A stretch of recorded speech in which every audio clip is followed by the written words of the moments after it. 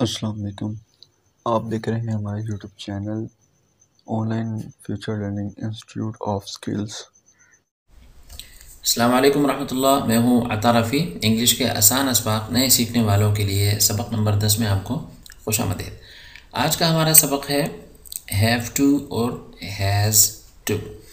इससे पहले शायद आपने पढ़ा होगा कि हैव का माना होता है रखना। अगर मैं कहूँ कि आई हैव अ पेन तो मतलब ये होगा कि मेरे पास एक पेन है।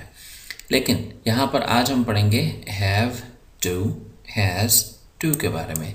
इसके अंदर क्या होता है, इंग्लिश में हैव टू और हैज़ टू इस्तेमाल तब होता है जिस तरह जब हम उर्दू में ये कहते हैं कि मुझे जाना है, उसको लिखना है, जहाज़ को उड़ना है, परिंदे को उड़ना है। इस तरह के जो जुमले होते हैं जिसमें हम ये बताते हैं कि किसी के लिए ये काम करना ज़रूरी है, लाजमी है, और उसको हम इस तरह बयान करते हैं जैसे कि मुझे चाय पीनी है, उसको सोना है। तो इस तरह के अल्फाज को इंग्लिश में इस्तेमाल किया जाता है हैव टू और हैज़ टू के साथ।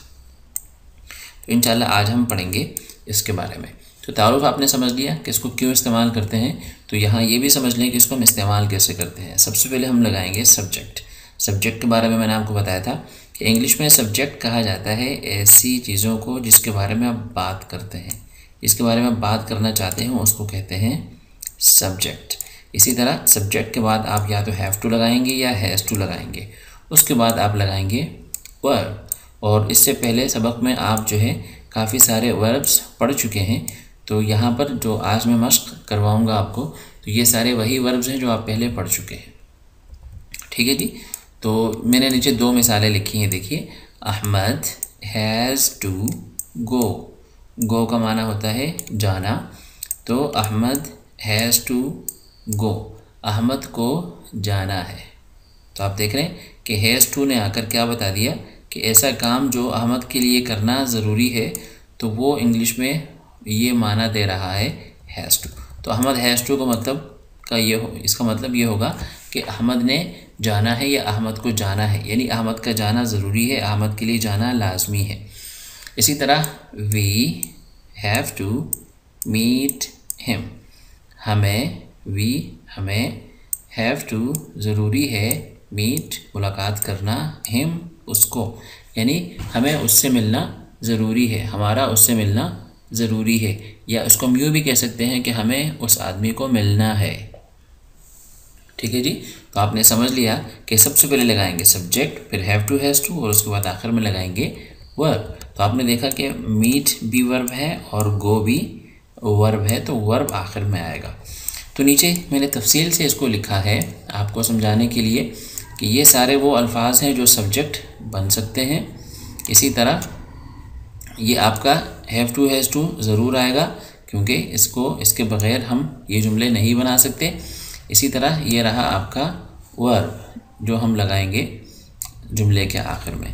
तो आपने देखा कि किस तरीके से, कितनी आसानी से हमारा ये जुमला बनता है। सबसे पहले आप लगाएंगे आई, के साथ आएगा हैव टू, और उसके बाद है वी के साथ भी आता है हैव टू, यू के साथ आता है हैव टू, फिर यू के साथ हैव टू। उसके बाद ये जो चार हैं इसके अंदर ही, शी, इट और सिंगुलर नाउन, यानी कोई भी नाम आ जाए तो उसके साथ आएगा हैज़ टू। इन चारों के साथ आएगा हैज़ टू। इसी तरह नाम अगर एक से दो हो जाएं, जैसे कि अरशद और करीम, तो अरशद और करीम दो नाम हो गए, तो इसके साथ भी हैव टू आएगा। इसी तरह दे के साथ आएगा हैव टू।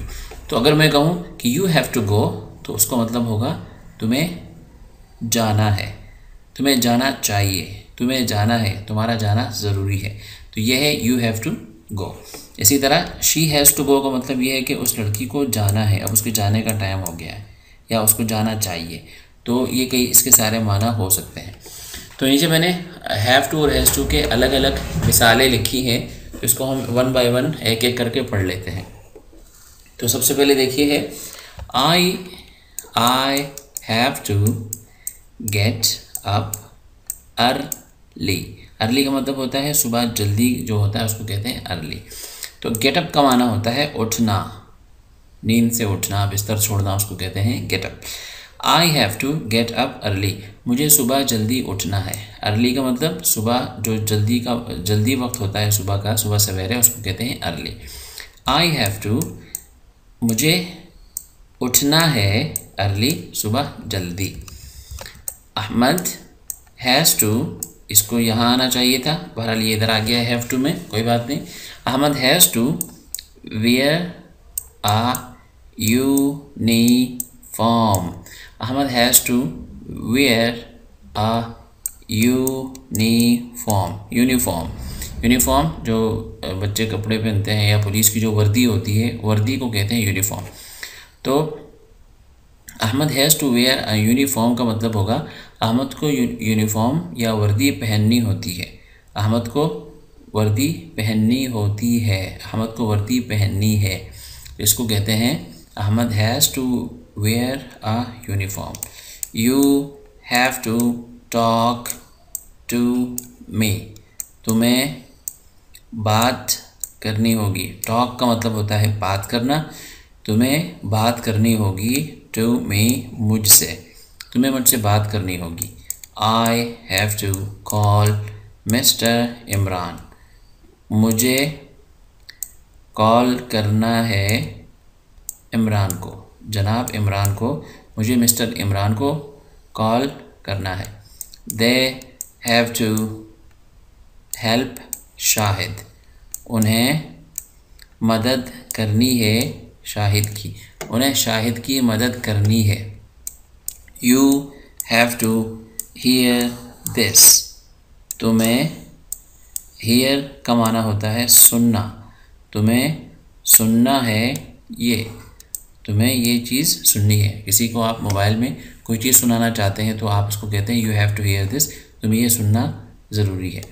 इसी तरह they have to be in the meeting, they have to be का मतलब होता है होना, मौजूद होना। दे हैव टू बी, उनको, उनका मौजूद होना मीटिंग में ज़रूरी है। उर्दू में हम इसको इस तरह नहीं कह सकते कि उनको होना मीटिंग में ज़रूरी है, उनको होना नहीं कहते, उर्दू में कहते हैं उनका मीटिंग में मौजूद होना ज़रूरी है। तो they have to be in the meeting. You have to feel the pain of others, तुम्हें, फील का माना होता है महसूस करना, तो तुम्हें हैव टू फील, महसूस करना है, द पेन, दर्द को, पेन दर्द को कहते हैं, ऑफ अदर्स, अदर्स का मतलब होता है दूसरे, अदर्स दूसरे लोग, और लोग, तुम्हें और लोगों का दर्द महसूस करना है, तुम्हें दीगर लोगों का दर्द महसूस करना चाहिए, महसूस करना तुम्हारे लिए ज़रूरी है। तो ये थे हैव टू के जुमले। तो हम चलते हैं हैज़ टू की तरफ। She has to cook food every day, every day, every day. She has to, उस लड़की को, कुक खाना पकाने को कहते हैं, कुक फूड खाना पकाना। She has to cook food, उस लड़की को खाना पकाना होता है, एवरी डे, हर दिन। उस लड़की को रोज़ाना खाना बनाना होता है। इसी तरह अब उर्दू में जो है, हम जब एवरी डे आ गया तो उसको हम यूँ कहते हैं कि उस लड़की को खाना बनाना होता है। तो अगर हम इसको हटा दें एवरी डे को, तो ये हो जाएगा she has to cook food, उस लड़की को खाना बनाना है। थोड़ा सा जुमला बदल जाता है, तो खाना बनाना है, लेकिन जब एवरी डे आ जाए तो हम उसको उर्दू में यूँ कहते हैं उस लड़की को रोज़ाना खाना बनाना होता है। इसी तरह Kashif has to find grammar book, Kashif को फाइंड कहते हैं ढूंढना, काशिफ को ढूंढनी है ग्रामर की किताब, काशिफ को ग्रामर की किताब तलाश करना है। तो ये है काशिफ के साथ। इसी तरह Asif has to buy new shoes, shoes जूते, न्यू नए, बाय ख़रीदना, आसिफ को ख़रीदना है नए जूते, आसिफ को नए जूते ख़रीदना है। Rida has to fire the woods. Wood कहते हैं लकड़ियाँ, फायर आग लगाना। रिदा को आग लगाना है लकड़ियों को, तो Rida has to fire the woods. Ahmad has to eat all this. Eat खाना, दिस कहते हैं ये। तो अहमद को इसी तरह ऑल का माना होता सारा, सब, तमाम। अहमद को खाना है ऑल दिस, ये सारा। अहमद को ये सारा खाना है, अहमद को ये सारी चीज़ें खानी हैं। इसी तरह she has to help her mom. She उस लड़की को मदद करना है, हर मॉम अपनी अम्मी का, उस लड़के को अपनी अम्मी की मदद करनी है। He has to follow the bus. Follow पीछा करना, तो कहते हैं कि उस लड़के को पीछा करना है बस का, उस लड़की को बस का, उस लड़के को बस का पीछा करना है। I have to have some money. ये हैव का जुमला इधर आना चाहिए था, गलती से इधर आ गया है, कोई बात नहीं। I have to have some money. ये देखें, ये पहला वाला हैव टू का मतलब होता है ज़रूरी है, और दूसरा वाला हैव का माना है रखना, होना, पास होना, साथ में होना। आई हैव टू हैव, मुझे रखना है, सम मनी, कुछ पैसे। उर्दू में इसको इस तरह नहीं बोलते कि मुझे कुछ पैसे रखने हैं, बल्कि यूँ कहा जाता है इसको कि मेरे पास कुछ पैसे होना ज़रूरी है, मेरी जेब में कुछ पैसा होना ज़रूरी है, मेरे पास कुछ पैसे होना ज़रूरी है।